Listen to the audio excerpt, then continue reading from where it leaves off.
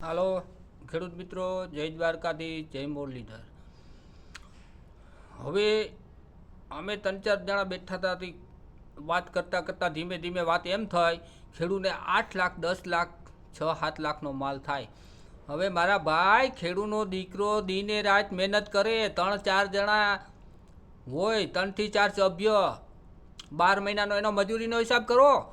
600 થી 700 રૂપિયા એની મજૂરી મળી.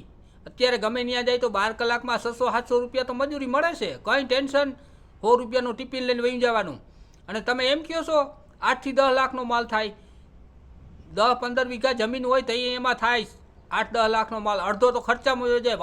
વાહે વૈધા 3 થી 4 લાખ રૂપિયા, 4 લાખ રૂપિયા વૈધા. એમાં 4 સભ્યો હોય તો એની મજૂરીનો હિસાબ કરો 12 મહિનાનો. 600 રૂપિયા મજૂરી થઈ. તમે સામે સવાલ કરો છો કે ખેડૂને એટલો માલ થાય છે, એટલો માલ થાય છે. એ માલની પાછળ ખર્ચો કેટલો આવે છે? દવા લેવા જાય તો દર વર્ષે ખેડૂને દવાના ભાવ વધી જાય. ઓલી દવાના તકે એના 150 હતા, 200 થઈ ગયા. એ કોઈ ખેડૂત નથી બનાવતા ને. તો આપો ને સબસિડી, એમાં બધે સબસિડી આપો. સોનું ખરીદવા જાય ખેડૂતો સબસિડી આપો, સંપલ ખરીદવા જાય તો સબસિડી આપો, મકાન બંગલા બનાવે તો સબસિડી આપો. અને અમારી ઉપર ટેક્સ નાખવો હોય એટલો અમને મંજૂર છે. ખેડૂને કે કુદરતી, આ તો કયો સરકારને કુદરતી વરસાદ વધુ થાય તો વરસાદને આડા હાથ દે, વરસાદ ના થાય તો સરકારને કયો ઉપરથી વરસાદ ખેંચે. ખેડૂને કુદરતી થાય. કુદરતી કઈ રીતે થાય?